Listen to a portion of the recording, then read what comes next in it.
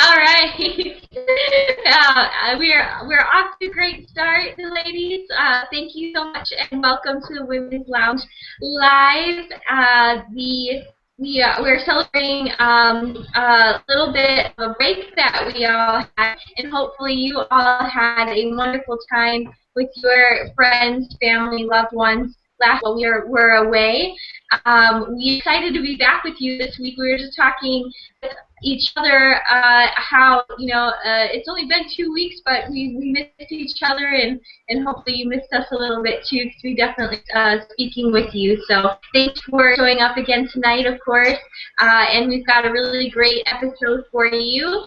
Tonight Pippa and Regina are joining me to discuss with you course correction, and the reason why we chose that topic was because we all know that, as seasons change and different things are happening in our lives, we always face, many different times where we're facing fluctuations, and it's important for us to be able to tell when the time is in our lives, in our personal lives, in our business lives, in whatever it is, to be able to make the necessary and needed adjustments to make sure that we're still headed in the right direction. One of my favorite analogies that I've heard is Buckminster Fuller's explanation of rim tab, which is piece of the boat. He explains this tiny little piece that you can move will adjust the entire direction of the ship. So that's what we're talking about today, is how you maximize and leverage the changes that you're making in your life by making small adjustments that are really big difference, and making sure to refocus and recharge when necessary in order to get the best results that you can from whatever it is that you're going to accomplish. And so I'm just going to go ahead and turn the floor over to the lovely Pippa and see what she would like to start us out with tonight. Excellent. Well, first of all, I am so happy to see you girls. I feel like it's been forever, so this is like a little reunion. I'm glad to see you guys. I love this topic. It has been sort of a bit of a theme of for me the last couple of weeks, as I have been correcting my own course and sort of reassessing my plan that I laid out some 12 months ago. And so there are a couple of things that sort of I guess I wanted to share the path to realizing that it's time for course correction. And so, as I observe the people that I find to be successful, the people that are living the way that I want to live, the people that I have admiration and respect for, I notice that they're always course correcting, and that really is kind of like the common thread and the key to their success. Really is that they're always course correcting. So as we kind of go through the steps that we thought were the appropriate steps for whatever the goal is that we've set for ourselves, we're going to make mistakes, and regardless of how aware we are of the fact that we're going to make mistakes, we're human. That's what we do. My belief is that we're pre-wired to make mistakes because that's how we learn. But that doesn't always make it easier to swallow the mistake. And so, I think it is important to regularly take stock and regularly kind of assess the path that we're on, and then not be afraid to change the things that need to change. And like you were saying, making small tweaks to really maximize leverage is sort of the goal there. I mean, that's kind of the key. And so, without going into too much detail, that's sort of where I've been in the last few weeks, and I think maybe the break did me some good, and it helped me to sort of kind of pull back and reflect on that aspect of my life. And so I don't want to give any spoiler alerts, but we'll talk about that in the coming weeks. how these changes are playing out in my life and in my business. And I wanted to point that out too, that this isn't necessarily just about business or just about life. I think it's equally about both. And the primary thing is to remember to take stock regularly, and let other people take stock also, and be open to listening to their feedback, which is the big lesson that I recently learned.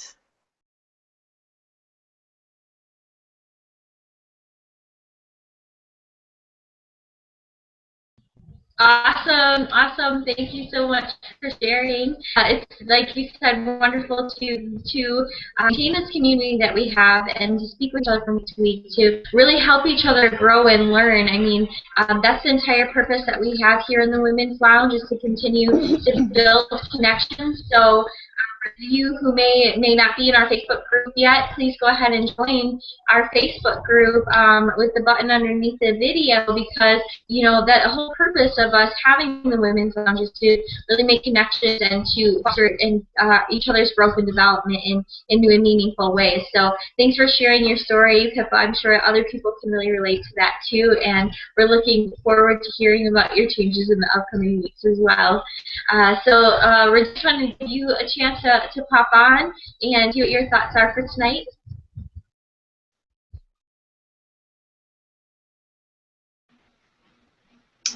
Hey everyone, how's everyone doing? It's so good to have you guys here. This topic is really fresh, and it's a fresh topic for me, especially this week. And I know Jess knows all about it because she's living downstairs from us, and we mastermind quite a bit. But you know, course correction is such an important thing, and sometimes you just get stuck in the zone. And the reason why I was saying that this is a fresh topic is because my husband and I were using one particular strategy, we were solely concentrating on Facebook marketing for a while, and we just decided, you know, fairly recently to kind of change things up a bit. And I think there are a few tips that I wanted to share, you know, that'll kind of help you get out of your little rut. And I think one of them is get an accountability partner. And let them know, you know, what you're doing. And you know, for me, my husband, we've been really lucky ourselves, because we can be each other's accountability partners, but also because, you know, Jess and her partner are downstairs, we can, you know, automatically say, hey, you know, well, this is what we're doing, and they can say, you know, well, actually that may, or, you know, they can even keep track of the things that we're doing just kind of loosely in their head, and then realize, you know, you've been doing that for a long time. Have you ever considered, you know, they just give us some advice. And another thing is, you know, keeping lists. I really like lists. I used to always hate keeping them because they're a waste of time, but they're actually very, very important. And I think, you know, keeping a list of things that you're doing, keeping track of what you've been doing over a certain period of time, and kind of measuring that compared to what you're actually. And that's another thing too, is keeping track of your main goal, and really keeping an eye on it and reminding yourself what, you know, the reason why you're here, and reminding yourself your goals are, so that you can readjust and course correct. So going from point A to point B is never a straight line. You're always going to have to correct yourself, I guess, trying to determine at what point you should really stop what you're doing and something else, and just get started on another path with other options to help you bring you more success. In our case, over the past few weeks, Mike and I started considering other options within our business, different strategies to include on our plate, and it's really been treating us really well so far. So we had almost immediate success in one area, and of course, you know, we always have to keep our minds open to other ideas, but also, you know, be consistent with what you're doing currently. But if you notice that nothing is changing, and you're doing the same thing over and over again, and you're not getting the results that you want, then you might want to consider, you know, changing your course. So yeah, keep your eye on the goal. That's key. Yeah, definitely. So I think, you know, there's something to be said for sticking with a strategy and not giving up on something before you've given it its all, but yet balancing that with the possibility that there's additional ideas that you can bring into what you're doing in order to make some significant differences. And so when we're talking about course correction too, that doesn't always necessarily mean that you have to drop 100% what it was that you were doing before. It's just a matter of applying it, and like Regina was talking about, perhaps masterminding with other individuals that are doing something similar to see what additional small tweaks and changes you might be able to bring into what you're doing that are going to make a significant difference. And so sometimes when we say, course correction, it sounds like, let's say it sounds like maybe I'm heading, all the way towards one country, and then I'm then instead trying to get to a different country. But I'm not talking about course correction and meaning that. I'm talking more so about, okay, let's make sure that this path that we got ourselves on, if you again go back to my analogy of the boat, there can be different wind that happens, there can be different ocean currents that can take us off of our original direction that we were headed. And so to make sure that we're still going to end up at the same destination that we set out for ourselves, picking a new destination, if the destination is still the same that we're trying to get to, then it's what little tweaks we need to make, in our rudders and in our sails, for example, that would need to allow us to still get to that same destination. And so this is not about completely dropping a strategy, but making that what we were doing was even as effective as it could have been to begin with. And, like Regina was saying, one of the best things you can do is find somebody else that is doing similar things and possibly getting, better results than you are, and show them what you're doing, ask questions, find a group to mastermind with, and see, what additional tweaks you can make within what you're already doing. And then, sometimes it does come to the point where it's like, okay, well, maybe I don't have enough money to do that specific strategy anymore, or maybe, I don't have enough time to do that specific strategy anymore. So it's also being open to trying different things that could help us to get to that same destination in maybe a different way than we originally considered. It's definitely a difficult thing sometimes when we want to stick with a particular way of doing things, especially if we have a very strong mindset about hearing results that other people are getting. But sometimes we have to be able to know when it's time to change the direction a little bit so that we can get the results that we were initially intending for ourselves. And I actually learned a lot about that, obviously, from my past history as leadership development and sales development with a really large organization.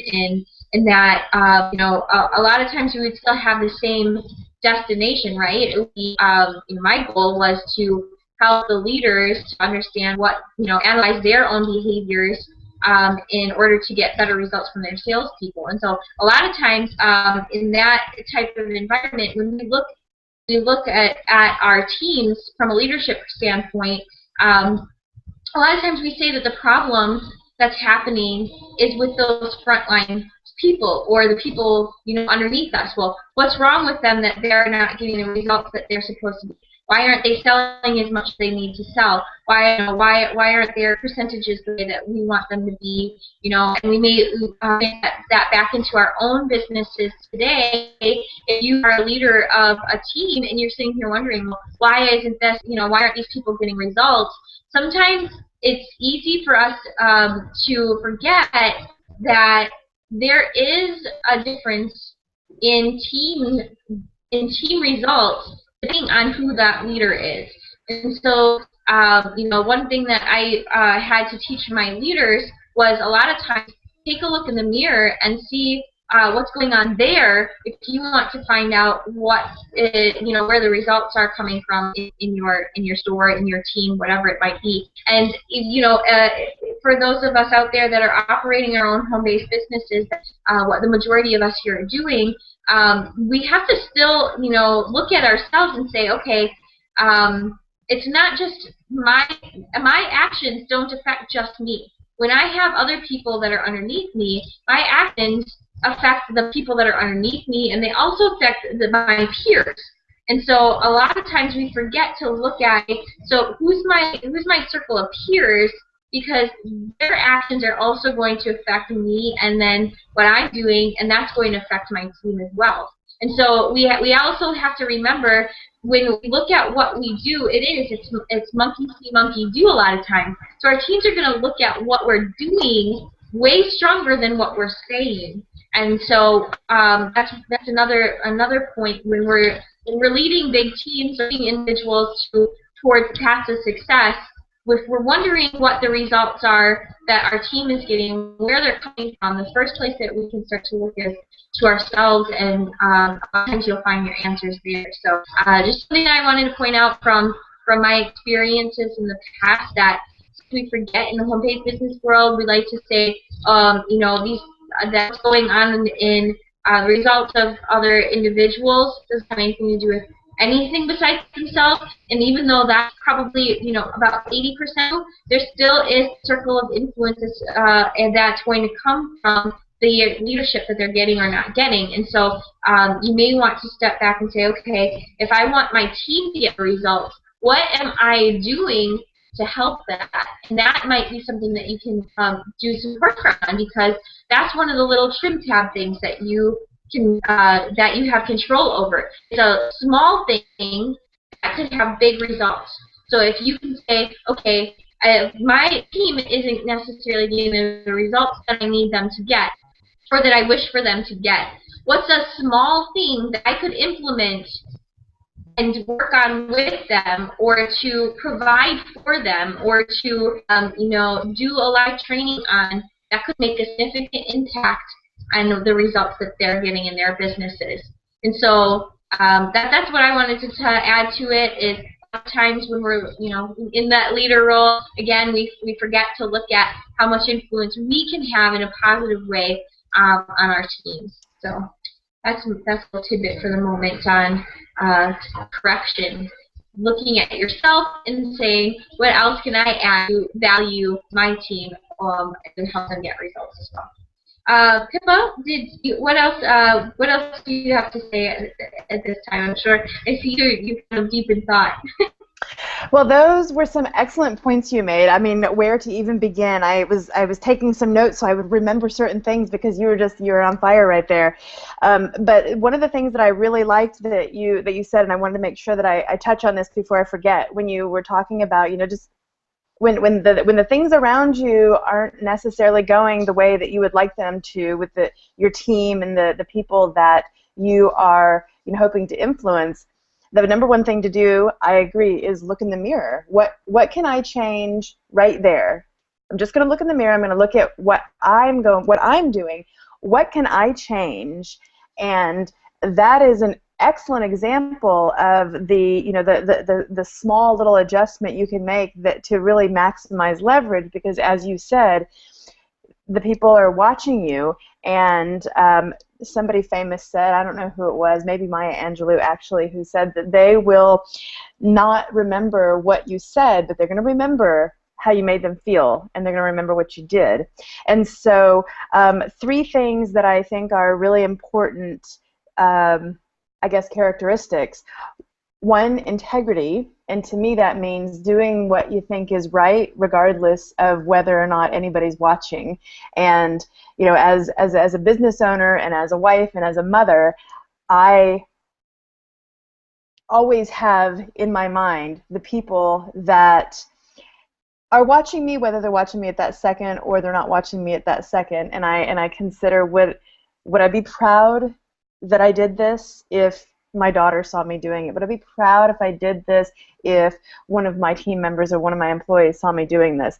So integrity, and kind of hand in hand with that is responsibility and self-responsibility, and taking taking the lead and taking the responsibility for what happens in your life and what happens in your business, and remembering that everything that happens, everything that you are, and everything about your spot that you are in your path is a result, either directly or indirectly, of a decision that you've made. And the same goes for tomorrow. Everything that's going on tomorrow is a result of something that you did today or yesterday. And so keeping that in mind and knowing that the buck stops here, the buck stops with me. It's not anybody else's fault or responsibility. If I'm watching that person, I'm watching that leader, and I'm watching the results that they're having by way of specific actions that they're taking or particular way that they're doing something, and then I try to do that and it doesn't work out that way for me, it's still not that person's responsibility. It's my responsibility. And I think that that is, when you notice that that is what's happening, that you're not having the same results as somebody else, even though you just feel so darn sure you're doing just what they did, I think that's an excellent time to step back, kind of reassess things, take control of the wheel, and not jump ship. I'm glad that you mentioned that too. That was another really great point. You know, when we're talking about course correction, we don't mean jump ship. We mean you're the captain of your ship. Figure out what you're going to do at that wheel. Don't just, don't just throw it away. Determine the best course of action with ideally small adjustments. And so the sense of responsibility for your actions and not blaming other people. And when we're talking about making changes and not completely abandoning the whole plan, what I'm thinking about is that markets change, the marketplace changes, people change, and if you're going to keep up, if your business is going to survive that, you have to be willing to change too. You can't just stay the course if the market around you has completely changed. So, talking about, the different strategies that we might use for marketing. Well, what would happen if, for instance, Facebook disappeared tomorrow? There are, there's that marketing on Facebook is a great strategy and it's a popular strategy, but what if it went away tomorrow? And I think it's important to be ready to adjust to these changes. And that's just an example. I don't actually think that Facebook's going to go anywhere. But strategies and policies and procedures must also change to keep up, or you risk being left behind. And if you get left behind, that's when it's time to look in the mirror and remember why you got left behind and whose ultimate responsibility that was.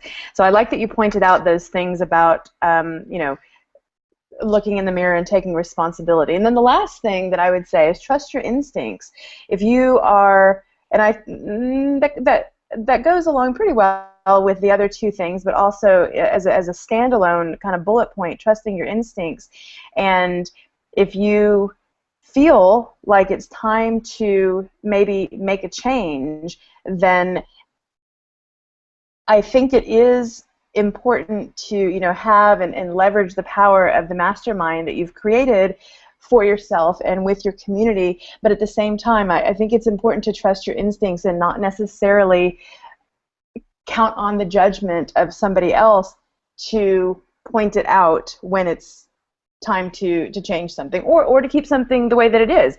Trusting your instinct, I think, is really a very important piece of the authenticity, which is what is really attracting people to you in your business and what's attracting your success to you in the first place.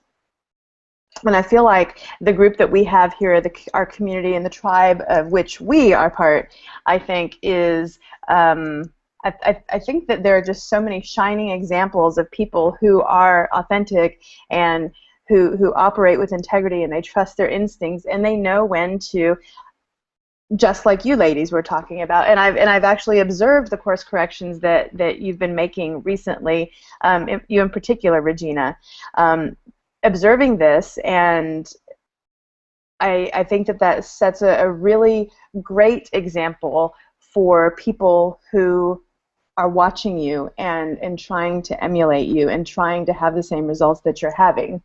So, way to go.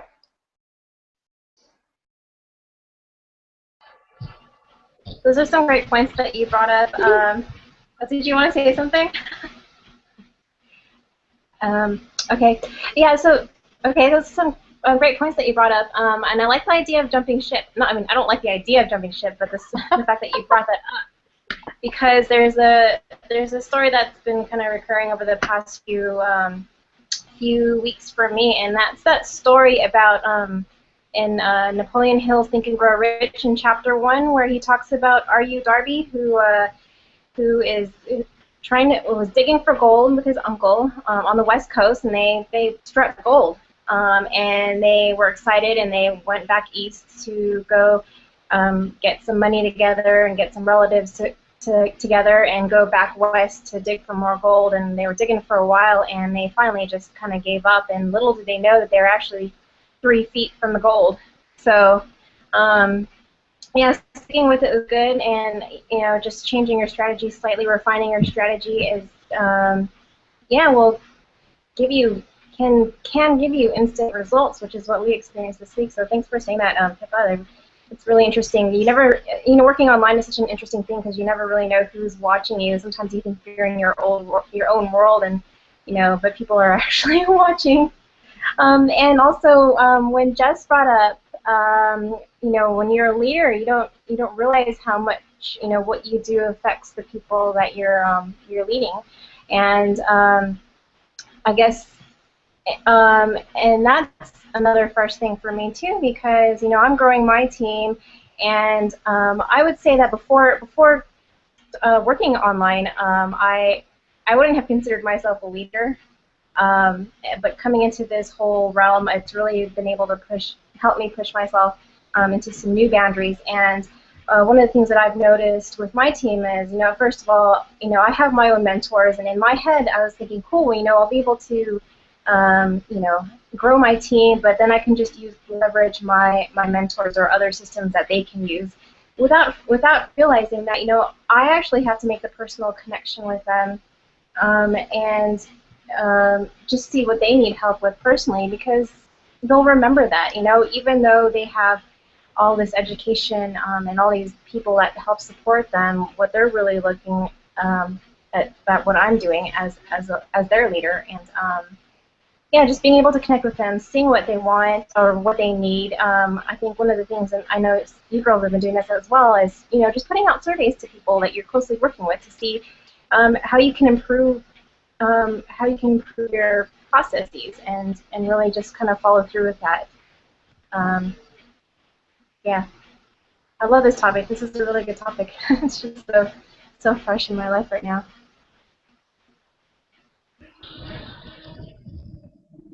Yeah, absolutely. I myself have been, having some additional course correction, I guess, go on in a way that, maybe would be as blatantly expected, I guess, or something you might not consider whether you need course correction on.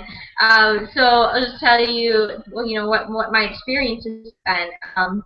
So as I mentioned a few times on the Women's Lounge, my past experience up until the end of my 30s, the end of my 20s, I was in sales and became the head of sales and leadership development programs for the organization that I was working in, and a consultant to the executives. And the interesting part of what I was doing was it was never a part of my original plan. So when I was just starting out in college, I was actually originally going to be a theater technician. I started my early education in the theater department in the college that I went to, and I had dreams of traveling the world by working, designing different stage sets and different lighting and sound and all that kind of stuff, and because that's what my favorite thing was that I enjoyed when I was in high school, and I didn't know what I wanted to do. So of course my community of friends was all within the theatrical and artistic departments, and I was very big into music and band and all that kind of stuff. So I involved that, even though I was in the high level academic circles in my school as well. I had, majority of my friends were in theater and band, and so I knew mostly more artistic people that were also very logical and very academic. And so when I first started thinking about what I wanted to do with going to school for theater, I really realized very quickly that the people that were in my circles in college were not were people that didn't have any money. So it seemed to be one thing or the other. It seemed to be that I was learning very quickly that the people that were focusing on doing what they were passionate about with art and music were also the poorest people that I knew. We were all very, very, when I first started at college, I was working 4 jobs just to pay for, my education. And it wasn't just me; it was all the people that were around me that were involved in arts were, struggling in the same sort of way financially. And so I quickly realized that, I had to make some adjustments in what I was doing. And so I set my goal to actually learn how to someday, my goal was to someday create some sort of a sustainable community where people could focus on what their passions were in life and still be able to, to get by in life without having to worry about food and water and shelter and, all the things that I was seeing people that were artistically inclined having to struggle for. It didn't make sense to me, the way that we had this very strange balance in the world that, people that were focusing on things that had nothing to do with making people happy were the ones that were generally getting paid much more. And so I thought that was out of balance, and I couldn't understand what to do with it. So I made some course corrections and decided that instead I was going to go for things that were more business oriented in my college career so that I could come back and recognize how to support the arts later on in my life. And from there, I ended up taking a detour into the corporate world because I actually found that once I had a corporate job, I was able to pay for my schooling. I was getting tuition reimbursement, and then that made it a lot easier for me to concentrate more on school. And so then I was taking more business-oriented classes and all these things. Well, it ended up that I got so caught up in all of that after I started doing really well at the place I was working. I got one promotion after another, and I got 5 promotions later to where I was leading an entire region.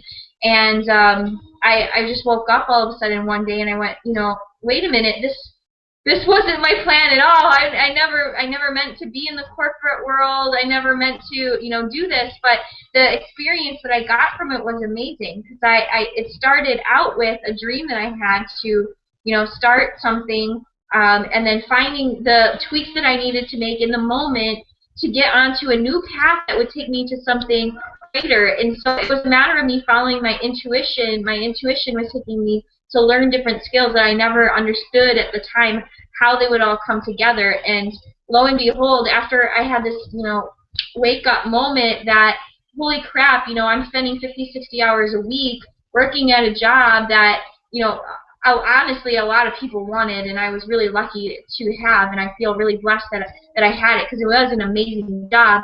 But I still was spending 50 to 60 hours a week doing corporate work rather than spending time with my family, traveling around and experiencing the world and creating a better place. Somehow my personal feeling is that I'm here to help create a better environment for planet Earth and to help raise the vibration of humanity to a new level so that people don't have to worry about food, water, and shelter anymore because they're given as part of being a human. And so I realized, though, that I couldn't have gotten to even realize what my long-term goal was if I hadn't have listened to my intuition, gone through those experiences, made course corrections when I found that things weren't aligning correctly, and then followed my intuition and take action to quit that job as soon as I realized that I was no longer in alignment with where my true heart's desire was.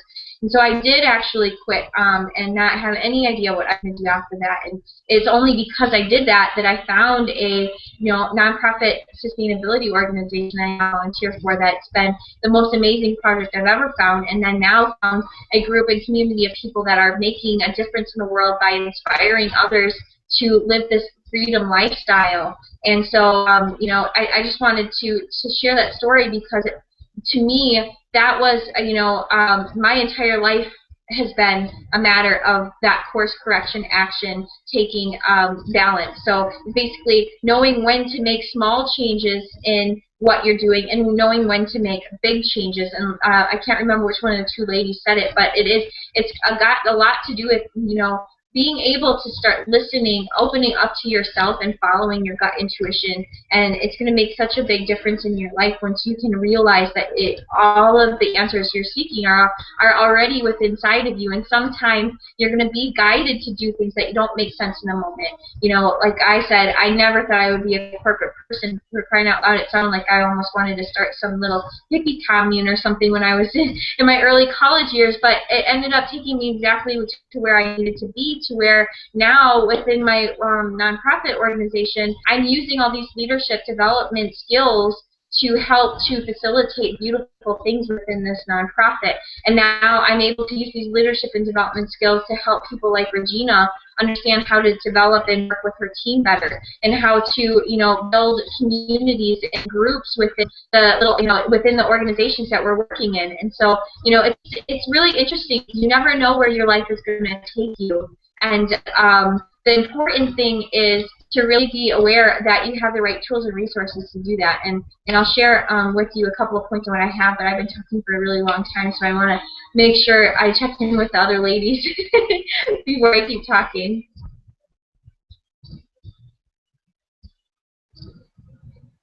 Well, I'm really curious to hear what these tools are. I think,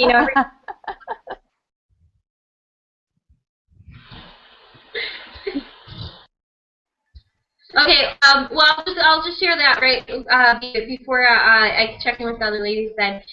So basically, when I think about the strategy that it takes to be prepared, to understand how to get the results that you're looking for, first of all, you need to have a map. To really understand where you're going, you have to have a map. And so to me, a map means that you have the capability to draw for yourself a picture of your environment and your space, and then plot out where you are and where it is you are trying to get. So another tool that's important is not only just having that ability to assess your environment, what's around you, so to draw out your map, you also have to be really able to identify what your end destination is. So, in other words, you've got to be able to sometimes say, yes, it's okay for me to understand and decide what my goals are. Because if we have to realize that as vibrational energy, the signal, everything that is in our universe is made out of vibrational pieces of energy. And so in order to be able to get to whatever our destination is, we have to be able to call it out first, because we're getting exactly what we ask for all the time. And so the issue is we're not aware of all the ways that we're asking for it. And so if I am not asking for anything in specific, that's exactly what I'm going to get. So a lot of times people have a problem that we're not being specific, or we're not even recognizing to identify a goal that we have. So first of all, we have to have a goal. And then in part of our map, we have to be able to identify where we are in relation to that goal, so that we can identify the pieces that are missing to get us there. And it doesn't even matter. It doesn't even matter all the time if we have all of the answers. Start with whatever you have available to you. So we might see the next step that's in front of us. We might see the middle step. We might see the end step. It doesn't matter which step is making sense to you. Work on whatever it is that you know is one of those steps, and you'll eventually start filling in the pieces for yourself. And that's where we have to sort of be able to take a leap of faith. And so the other tool or resource that I say is extraordinarily important is is belief, because in this lifetime we've been given an extraordinary capability to receive whatever we believe that we can receive or achieve. So in order for us to be able to achieve something, one of the ways that we have to get there is being able to even believe that it's possible. Now, after we believe that it's possible, that's the first step to being able to experience it. So you can't actually experience something if you don't believe that it's possible. And so belief is a huge part of the journey. And for me, if I could impart to anybody one of the things I've learned over the years and seen and witnessed in my own life and so many hundreds of people that I've worked with in my leadership development, it's that you have to be able to believe that once you can identify that goal and you start working on whatever it is that you know is part of that, you are going to be able to receive the information that you need from your own intuition to tell you what the missing other pieces are. And sometimes they're going to be things that you're not expecting.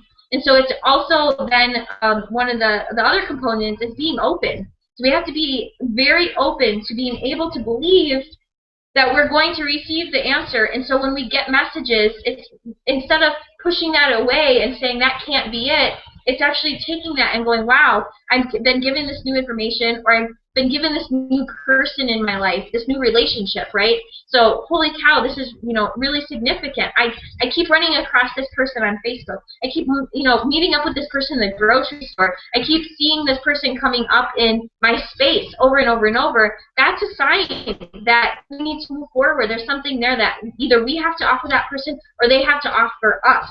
And so it's recognizing that these synchronicities that happen in life aren't just random. They're here because something that you've specifically laid out as one of your specific desires or goals is trying to manifest itself in your life.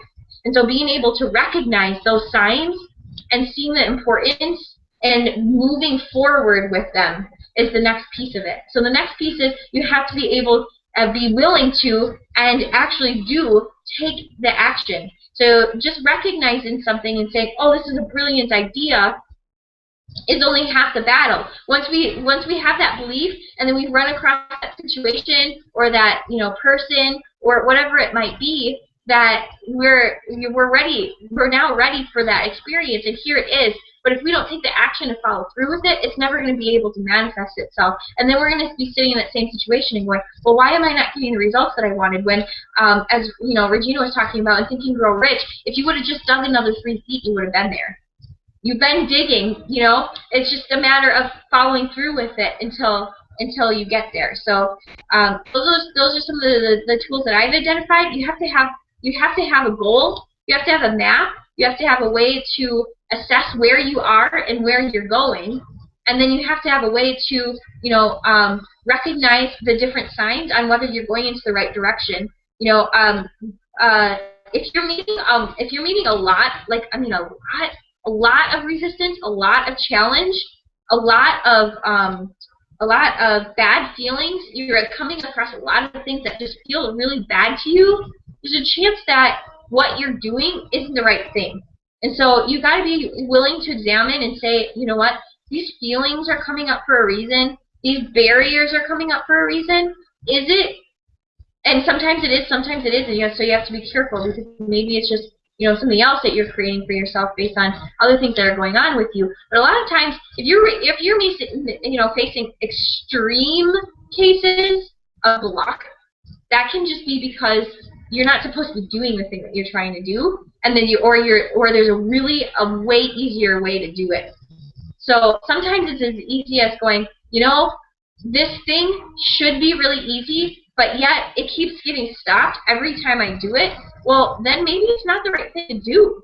If it's something that you should be like, no, these are the steps that you do. If I did these steps and I'm still not getting these results, and I'm doing it over and over and over, maybe that's just not what you're supposed to be doing, or maybe you're missing a key component. So it's being able to take the cues that you're getting and realign yourself so that you can actually start to get the success that you're wanting to get. So yeah, those are some of the tools that I use. Just really being clear on what your end result is, where you are, what are the strategic steps that you need to do to get there. Work on what you know, and then, you know, trust that the rest is coming or already being given to you, and act on that. So that's kind of how I look at it.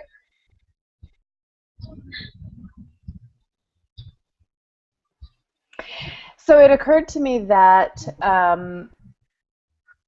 you know, maybe when we first started talking about this today, that some people were thinking, well, I'm not sure that I'm capable of doing this. And now, you know, we've provided some really great tools. So I think that people can get more comfortable with the idea. But it also occurred to me that each and every one of us has a lot of experience with course correction. We may not have given it, we may not have described it that way when we were experiencing it, and some of us certainly have more experience with it than others. But when you were talking about when you were in school and the way, you know, your experience with your initial goal and where the road sort of led you, you know, I started thinking about my own experience, and I think that a lot of us were raised in, you know, somewhat traditional ways, and for a lot of us that included having a very weighty expectations on us, to possibly even to the point where we weren't really making a lot of decisions on our own. We were more just making decisions based on what the expectation was of us. And so for a lot of us, what that meant was, you know, go to school, get good grades, get into college, go to college, then get that job that, you know, mom always wanted us to have. And that's when you realize, like, wow, I'm finding no joy here. There's no bliss in this life that I'm living.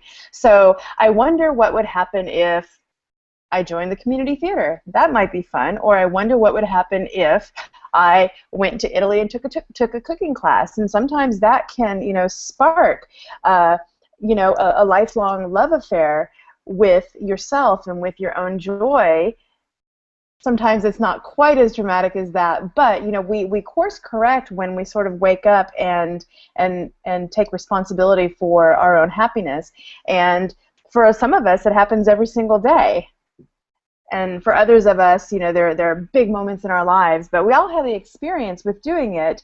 And so I think that we can all move forward with confidence if we just sort of look at the experiences that we've had and recognize them for what they actually were. I love sort of the tools that you were mentioning, Jess, and kind of how I was hearing it in my mind. I generally try to kind of like bring it down to as simple as possible, and then kind of like make it big again. So what I was hearing from you, I was hearing, in order to reach your destination, which is your goal, you have to have a map, and you have to know how to read it. You have to understand the landmarks. You have to understand the milestones. Like, you have to know that, you know, when you get to that red dot there, that's where you take a left, when you may have been thinking, oh, I'm going to take a right next, I'm going to take a right next. So if you have the map and you know how to read it, and then believe that you can read that map and understand the signs that you're seeing, there's a lot of power in that, in following your instincts and you know, just listening to your intuition.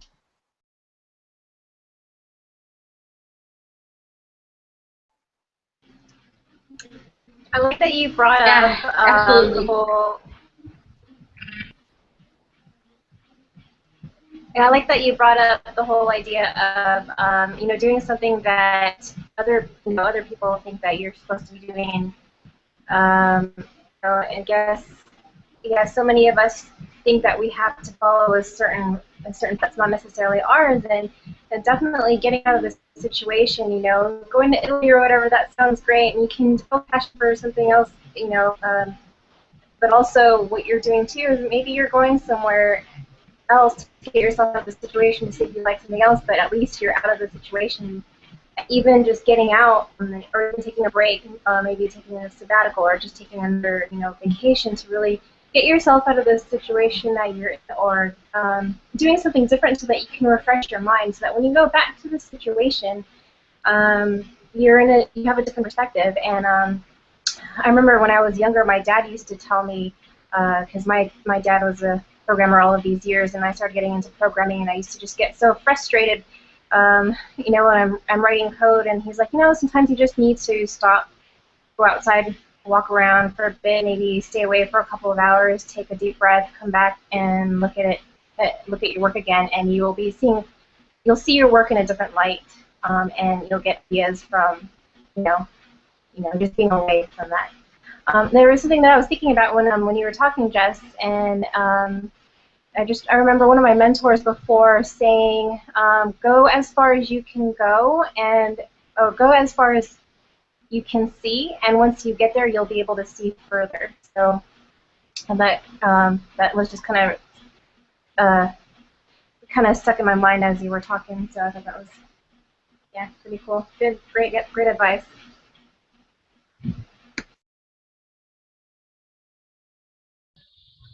Yeah, that reminds me of analogy of the walking on a path. If you were walking, you can walk on the same path during the night or during the day, and it's still going to go to the same place. The difference is that during the day you can see where you are and the destination, and you can see the entire path in between. But at night you can only see as far as your light goes.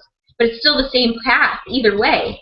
So what do you have to be afraid of, right? Because it's still the same path. So it doesn't matter where whether you can see every piece or not.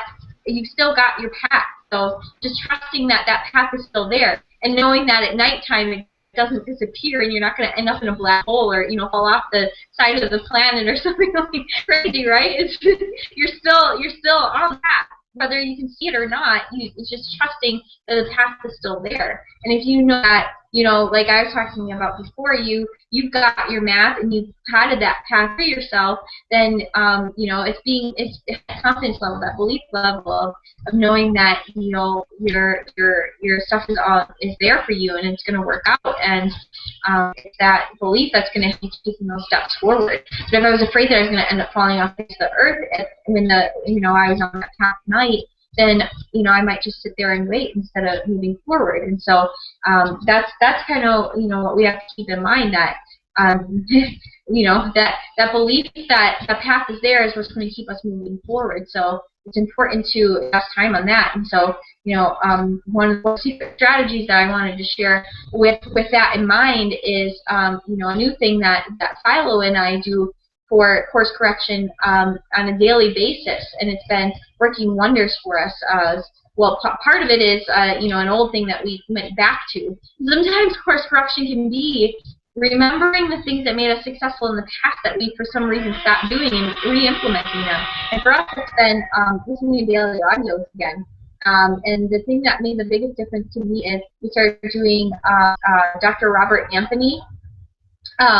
This amazing course that we've been listening to in audio lately, and it was just ridiculous because some of the chapters that we're listening to was literally things that I have experienced, thought, and shared with others from my own life in such a tremendous amount, and that I just for some reason it slipped to the back of my mind because I became so focused on my logical side, thinking what are the trying to get some results or trying to develop programs and all this other stuff. Part of my logical, I slipped out of my my connection to my intuition. And so hearing this person saying all these things again that I've taught to others that have helped them be successful in their lives, there's a real wake-up call for me. So just a reminder to go back to the things that have worked for you in the past, and one of those for me was daily audio. Another thing that we've been doing that's like a super powerful thing. I mean, it's tremendous when you believe it will work, it will work. But if you believe it, it won't work. So that's the interesting part about it. So we've been doing daily visualization. So as soon as we wake up in the morning, we sit up in the bed and we start talking about visualizing, like literally closing our eyes and picturing specifically what our goals are. And so we've had goals anywhere from the 10 years from now, or 5 years in the future, what our future children are going to be like or look like, what our living situation is in 5, 10 years, different projects that we're going to create 20 years from now, to as simple as what is it that I'm going to accomplish in my day-to-day activities today. What is the specific goal that I have for today? What is the specific strategy that I'm going to use? And picturing myself accomplishing it with ease and with joy and excitement, and seeing how easy that is. Because once you picture it in your mind, then you can start to feel an emotional attachment to it. Once you have emotions and visualization, then your brain doesn't know the difference between that and something that's already happened. It's the same thing that you experience when you're in the dreaming state. When you're dreaming, your brain, your mind is actually experiencing those things the same way that we would in actual waking life reality. And so visualization is the same thing. When you can experience something in your mind and make it so clear, that has become your reality already. So now, if you can picture that goal that you have and experience it already as a reality and feel it, see it, and smell it in your mind, now your brain already, you're telling your subconscious that you already have that thing. So when you go out to try to get there, your subconscious is going to help you fill in with your intuition the specific strategies, the steps that you need to take to make that become a reality. And so that's the power of visualization. I recommend it for you, if you're into at all any sort of, meditation, visualization, anything like that already, see what that does for you, because it's made, tremendous difference just since we started doing it. And so I really was excited to share that with you guys. That's, for me, one huge way to do course correction, because you can do it on such a small scale that you can say, today, like if you're having a hard time focusing on your business or whatever reason, you can sit there and picture yourself doing your daily method of operations or your daily income producing activities with joy and with ease. And then when you go to do it, it's going to be so much easier and so much more fun because you've already seen yourself doing it. It's as if you've already accomplished it, and so it's going to seem easy. So just one way that I found that's been really powerful for us lately.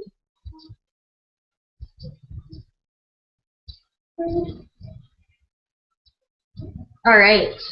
So guys, we're at the top of the hour, so I just want to check in with you and see what finishing techniques you have to offer with everybody, or finishing thoughts you have. So, Pippa, would you like to go first?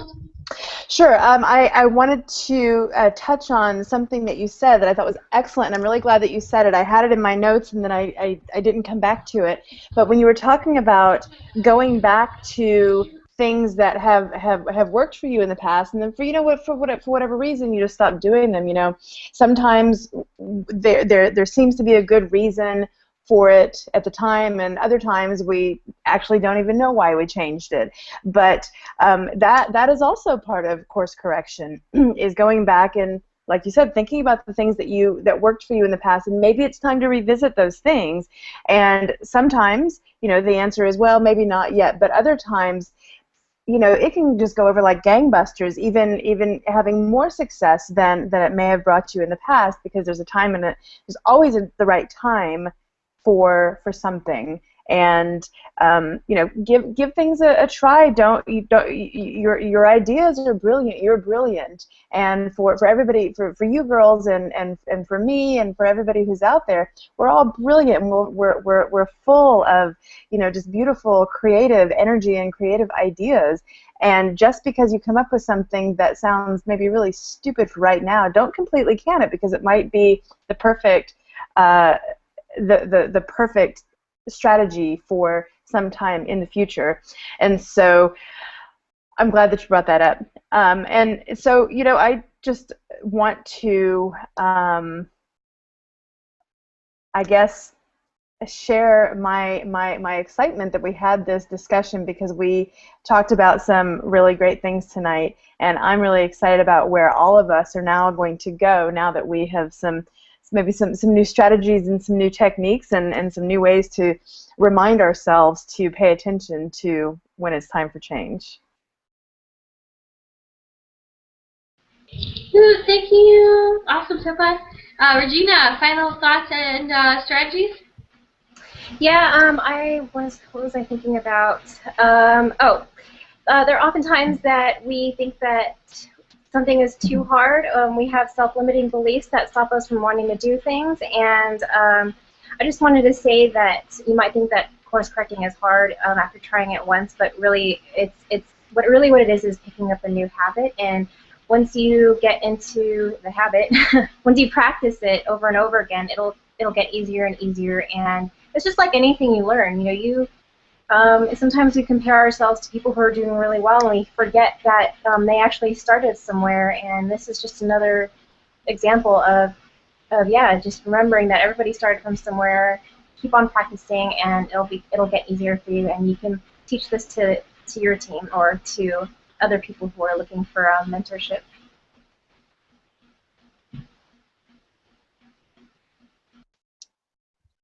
Awesome. All right. So with that, ladies, thank you so much for joining us this evening. I posted a little note in the chat box. If you have any thoughts or comments on what we talked about tonight, please leave those. Also, make sure, again, you can always post your comments in the Facebook group, so join us with that if you'd like. And then also, if you have any requests for future topics, go ahead and let us know about that too. We're here to help each other, and part of that for us is also trying to address whatever concerns or questions or strategies that you'd like us to cover as well. So thank you so much for joining us this evening, and we're looking forward to speaking with you again next Sunday. So have a wonderful week in the meantime, and we'll talk with you soon. Bye, Good everyone. night. Bye, everybody.